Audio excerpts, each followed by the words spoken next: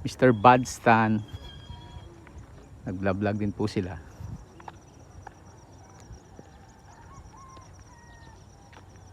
Ayan.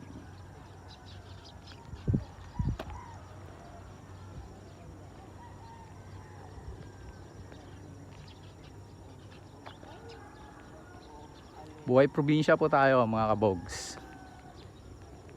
Ito po yung sitwasyon ng taniman ng palay dito sa amin. Medyo walang ulan, walang tubig. Kaya sayang.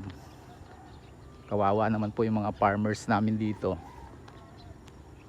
Kasi masisira lang yung tinanim po nila. And marami po silang nagastos. Ito nga pala guys yung paggawa ng tuba. Ayan.